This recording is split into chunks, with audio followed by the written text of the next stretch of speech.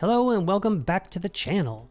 So we have a new banner, and that means it's time for a new video.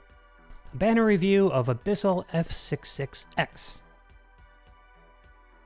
So there was a lot of talk going around, people saying, can't wait for Abyssal F66x because we'll finally have a DPS F66x. And unfortunately, that's not really the case. Her attack does kind of get up there, but at this point in the power creep, 6,700 is not that high, but she is built as a support unit, which makes sense for her character, usually coming in the role of a healer or support. Okay, my advice on pretty much all Abyssal banners is to skip, okay? So hold strong, we have New Year's right around the corner, we have new limited units on the way. As you see, I'm not even ready for that. The gem stash is not even looking that good. So for this Abyssal banner, it's not even a YOLO for me, just a 0 pull banner, unfortunately. HP is looking pretty good, defense is looking pretty good, attack, you know, decent for a support. Again, the supports are getting stronger these days, which is cool to see. The real gem is this character skill, which offers a defense break and a wind crush. If she's holding a wind weapon, of course, if you're not holding a wind weapon, you probably don't care about having a wind crush anyway, right? Okay, then the usual Abyssal passives, which make it the deal breaker. The extended cooldown time is a bummer, and it makes these characters really hard to use. It makes it really hard to time your combos to go between the boss's actions. Okay, the increased stats to wind weapons, etc. But the other cool thing here is that the gauge is up by 50% at battle start, and it's a C gauge. So she's going to be popping this skill off like crazy. And, you know, if you're in subjugation, you're going to be able to get multiple character skills off. And it's probably the best use for her is subjugation. Although, I wouldn't mind trying her out in tower if I magically acquired her, which... not. And I'm kind of done with tower anyway.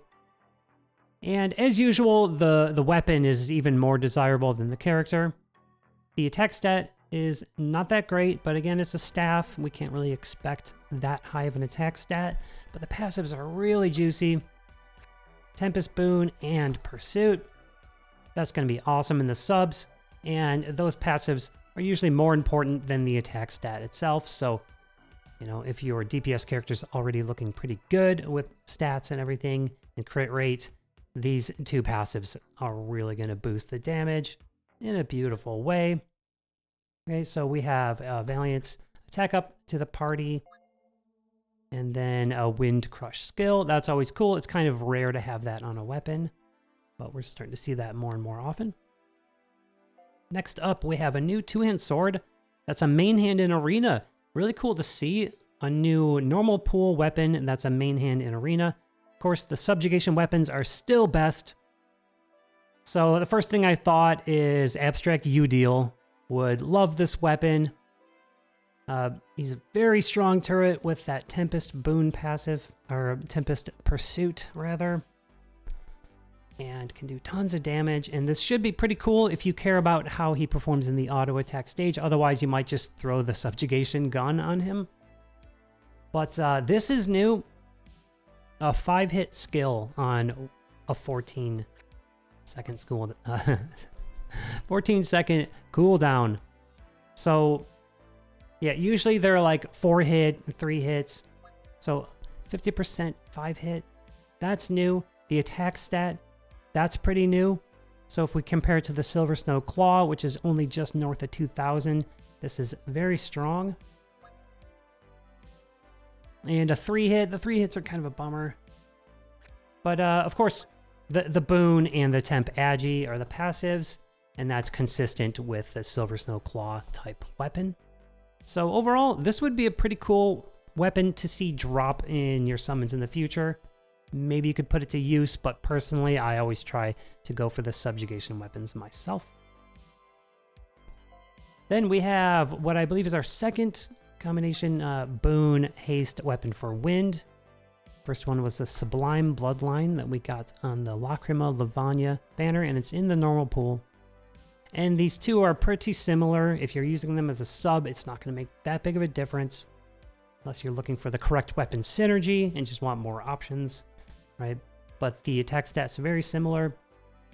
But I kind of like the skills on the Sublime Bloodline a little more. We'll take a look at that in a moment. But you see here we have a Valiance to party and then a burst. So that kind of format and layout. So two of these weapons can be compared to existing one-hand swords. So again, we talked about that new arena weapon. If we compare it to Silver Snow Claw, which has 2000 attack, a 4-hit and a 3-hit, really similar percentages here, 50% pretty much. Again, the boon and Fleetfoot's. And even that's a big upgrade from the old one, which was the next best for one-hand sword users. We don't really have a legit subjugation one-hand sword. Yes, we have one, but it's different.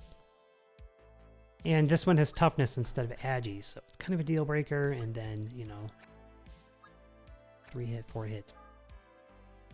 Okay, so here's that Sublime Bloodline. And you can see the attack is very close. But I like this better. It's got a defense break if you were going to main hand it, you know. And then a self-wind buff, so you can, you know, buff your own wind damage. And same passives. So I actually have 3 of these, as you can see. So I really have no reason to go for this new fist. So once again, we have a very good wind support, really. And part of this drawback of the long cooldown is, you know, the edge is kind of taken off by having this gauge up by 50%. So you're really, you know, gearing more towards her character skill. The slower skill cooldowns mean that, you know, less recharging, but it's a C gauge and it comes half full at the beginning. Pretty cool. So we have a very strong wind support with an awesome weapon with awesome offensive passives. We have a new arena main hand, which I'm very interested to see put to use because I don't plan on getting it anytime soon. And then another boon haste weapon for wind that's very similar to the existing one. So again, I say skip. I'm personally skipping and not even throwing a YOLO at it. That's how I feel about this banner. Again, New Year's is right around the corner and we're expecting new limited units. You don't want to miss out on those. So I'm saving my YOLOs for that. And then when anniversary comes in February, then I'll just be at the mercy of RNG and or, you know, opening the wallet, so to speak. Okay, right. And by the way, if you haven't checked out my most recent arena video, I think it's my best one yet. I always post an arena season recap at the end. And I ended up finishing at rank 15. Unlike I said in the video, I thought it was 8 because I was 8 until the last second.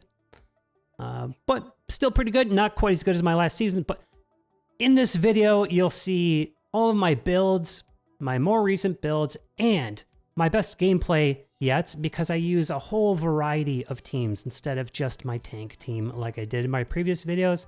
So head over to the channel and check that out. Other than that, thanks so much for watching this video. Your support is always appreciated. And I'm not sure what's dropping this week. So I might see you on the other side of the new year. I hope everyone had a great holiday and that you have a great new year celebration and that all of your hopes for the new year come true. All right, thanks again, and I'll see you in the next one.